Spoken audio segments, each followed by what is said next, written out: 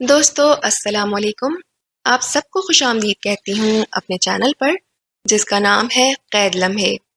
دوستو یہ خوفناک کہانی ایک ایسے نوجوان کی ہے جو نہایت ہی خوبصورت تھا۔ اس کی گہری سبز آنکھیں اور بھورے رنگ کے بال تھے۔ اس نوجوان کا نام شہریار احمد تھا جو کہ فارسٹ آفیسر تھے۔ شہریار احمد جب اپنی کھلی جیپ میں سوار جنگلات کے دوروں پہ آتے جاتے تو انگلش فلموں کے ہیرو سے کم نہ لگتے تھے۔ ان کا زیادہ تر ٹائم گھر سے باہر ہی گزرتا تھا، کبھی کہیں تبادلہ ہوتا تو کبھی کہیں۔ ان کے ماں باپ کی خواہش تھی کہ جلد سے جلد ان کی شادی کروا دی جائے، مگر وہ نہیں مانتے تھے۔ انہیں جنگلوں سے محبت تھی، ان کا زیادہ ٹائم جنگلات کے معاملات نپٹاتے ہی گزرتا تھا۔ لیکن پھر ان کی زندگی میں ایک ایسا موڑ آیا جس نے اس نوجوان کی زندگی کو پراسراریت اور ہولناکیوں میں قید کر دیا۔ شہریار احمد جو کئی مہینے گھر کی شکل نہ دیکھتے تھے اور جنہیں جنگلات سے محبت تھی، انہوں نے نوکری چھوڑ دی اور گھر واپس آ گئے اور ہر وقت ڈرے سہمے رہنے لگے، کسی کو کچھ نہ بتاتے کہ ان کے ساتھ کیا معاملہ پیش آیا تھا۔ دن بدن ان کا خوبصورت چہرہ زرد پڑنے لگا تھا۔ ماں باپ کے بے حد اصرار پر انہوں نے اپنے ساتھ گزرے تمام خوفناک واقعات و حالات کہہ ڈالے۔ انہوں نے بتایا کہ کچھ عرصہ پہلے جب ان کا تبادلہ ایک دور دراز علاقے میں ہوا، تب وہاں ایک شام وہ کسی سنسان جگہ سے گزر رہے تھے کہ ان کی جیپ ایک جھٹکے سے رک گئی۔ لاکھ کوشش کے باوجود جیپ اسٹارٹ نہ ہوئی تو وہ مدد کی تلاش میں جیپ سے اتر کر پیدل چل نکلے۔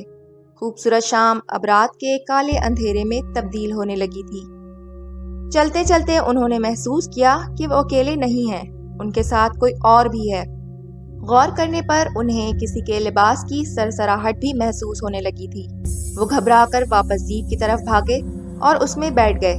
وہ ہانپ رہے تھے، لیکن جو بھی مخلوق ان کے آس پاس تھی وہ بھی ایسے ہی آوازیں نکال رہی تھی کہ وہ بھی ان کے پیچھے بھاگ کر تھک گئی ہو۔ شکر ہوا کہ جیپ اسٹارٹ ہو گئی تھی اور وہ آندھی طوفان کی طرح گاڑی بھگا کر گھر پہنچ گئے تھے۔ انہیں رہنے کے لیے جو گھر دیا گیا تھا وہ کافی بڑا مگر خاصا پرانا تھا، جس میں کمرے تو نہ جانے کتنے تھے، لیکن ان کے رہنے کے لیے 2 کمرے صاف کیے گئے تھے۔ ایک کمرے میں وہ رہتے تھے جبکہ دوسرے میں ان کا ملازم رہتا تھا جو کہ ان کے کھانے پینے اور صفائی کا انتظام کرتا تھا۔ اس گھر کے 3 اطراف ایک بڑا لان تھا جو کہ بالکل اجاڑ تھا۔ بہرحال رات جب وہ سونے کے لیے لیٹے تو انہیں شام کا پراسرار واقعہ یاد آیا۔ لاکھ نڈر انسان ہونے کے باوجود انہیں مسلسل کچھ عجیب سا احساس گھیرے ہوئے تھا، یہ جیسے ان کے پاس کوئی ہے۔ تھوڑی دیر میں ان کی آنکھ لگ گئی اور جانے کیسے آدھی رات کو ان کی آنکھ کھل گئی۔ کمرے میں عجیب ناگوار بدبو پھیلی ہوئی تھی۔ وہ گھبراتے ہوئے اٹھ بیٹھے تو اچانک ہی انہیں کسی چیز کی چرچراہٹ سنائی دی، جیسے کوئی نہایت زنگ آلود جھولا جھول رہا ہو۔ آواز رفتہ رفتہ تیز ہوتی جا رہی تھی اور ساتھ ہی وہ بدبو بھی بہت تیز ہوتی جا رہی تھی کہ جیسے کچھ جل رہا ہو۔ اچانک انہیں یاد آیا کہ ایسی ہی بدبو انہیں شام میں بھی محسوس ہوئی تھی جب ان کی جیپ بند ہو گئی تھی۔ اتنے میں لائٹ چلی گئی اور کمرے میں گھپ اندھیرا چھا گیا۔ شہریار احمد نے ڈر سے کانپتے ہوئے اپنے ملازم کو آواز دی، لیکن ان کی آواز ان کے گلے میں ہی گھٹ کے رہ گئی۔ نہ جانے کیسے ایک انجانی قوت کے ساتھ وہ بستر سے اٹھے اور کھڑکی کی طرف بڑھ گئے اور بدڑک کھڑکی کا پردہ سرکایا تو کیا دیکھتے ہیں کہ سامنے اجاڑ و بیابان لان میں جہاں چاند کی مدھم روشنی پڑ رہی تھی، ایک وجود جھولے پر بیٹھی تھی۔ لمبا سفید لباس پہنے، اپنے سارے لمبے بال آگے کی طرف اپنے چہرے پہ ڈالے، سر کو جھکائے وہ لمبے لمبے جھولے لے رہی تھی۔ شہریار احمد نے چونک کر اسے دیکھا، تب ان میں اتنی ہمت بھی نہیں تھی کہ وہ پردے کو واپس آ کے کرتے۔ اچانک جھولا تو رک گیا، مگر تیز چرچراہٹ کی آواز اب بھی گونج رہی تھی۔ جھولے پہ بیٹھی اس عورت نے اپنا جھکا ہوا سر آہستہ آہستہ اوپر کیا تو اس کے بالوں کی اوٹ سے اس کی سرخ انگارہ اور خوفناک آنکھیں ان پر جم گئیں اور اس کے سیاہ چہرے پر ایک مکروہ مسکراہٹ نمودار ہوئی۔ ایسے لگ رہا تھا جیسے وہ کوئی وارننگ دے رہی ہو۔ بس پھر کیا تھا، شہریار احمد وہیں خوف کے مارے بے ہوش ہو گئے تھے۔ صبح جب ان کی آنکھ کھلی تو انہوں نے جھٹپٹ اپنا سامان پیک کیا اور واپسی کا راستہ لیا۔ ملازم نے بہت روکنے کی کوشش کی مگر وہ نہ رکے۔ لان میں پہنچ کر ڈرتے ڈرتے نظر ایک طرف ڈالی تو وہاں کوئی جھولا نہ تھا۔ یہاں تک کہ پورے لان میں کوئی جھولا نہ تھا، لیکن وہ 100% پر یقین تھے کہ کل رات انہوں نے کوئی خواب نہیں دیکھا تھا۔ سورج کی تیز روشنی کے باوجود وہ خوف کے ساتھ جیپ ڈرائیو کر رہے تھے کہ اچانک جیپ ایک جھٹکے سے رک گئی۔ جلدی جلدی میں وہ ریڈیٹر میں پانی ڈالنا بھول گئے تھے۔ جیپ سے نیچے اتر کر مدد کی تلاش میں 2 قدم ہی چلے تھے کہ حیرت کا ایک شدید جھٹکا انہیں لگا، کیونکہ وہ اسی جگہ پر تھے جہاں وہ کل بھٹک گئے تھے۔ وہ خوفزدہ ہوتے جیپ کے اندر جا بیٹھے۔ جیپ اسٹارٹ کی تو وہ اسٹارٹ ہو گئی تھی، مگر اچانک گاڑی میں تیز بدبو پھیلنے لگی، جلنے کی تیز بدبو۔ اس بو کو اب وہ پہچاننے لگے تھے۔ ان کے دل کی دھڑکنیں تقریباً بند ہونے کو تھیں، کیونکہ وہ ان کے برابر سیٹ پہ بیٹھی ہوئی تھی، اسی طرح لمبے سفید کپڑوں میں، بال آگے چہرے پہ ڈالے۔ شہریار احمد خوفزدہ بچے کی طرح زور زور سے چیخنے لگے تھے کہ اس نے منمناتی ہوئی آواز میں کہا، ڈرو نہیں، میں تمہیں کچھ نہیں کہوں گی، میں تم پر عاشق ہو گئی ہوں جب سے تمہیں دیکھا ہے۔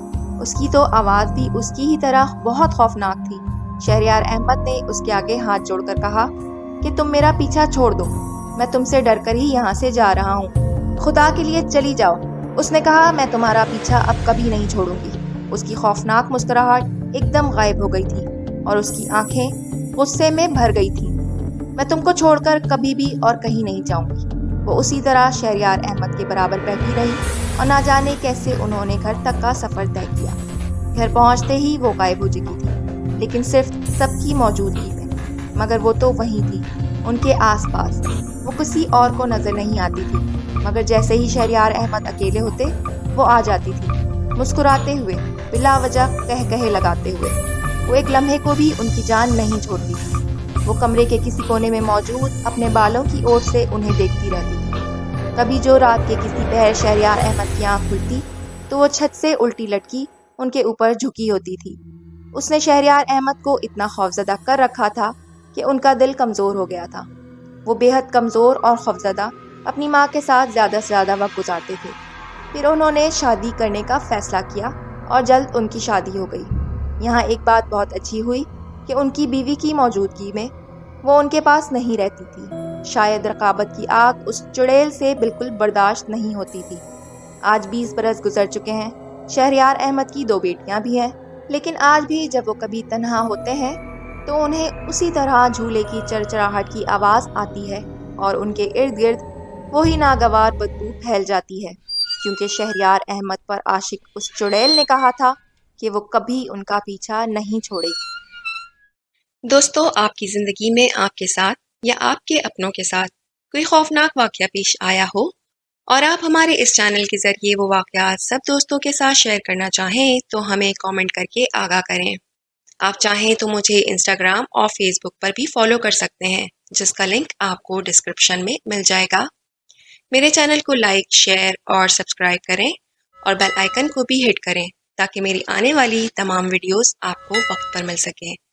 میں اسی طرح اپنے اس چینل کے ذریعے آپ تمام دوستوں کے ساتھ ایسے ہی سچے اور پراسرار واقعات شیئر کرتی رہوں گی۔ اپنا اور اپنے پیاروں کا بہت خیال رکھیں۔ اللہ حافظ۔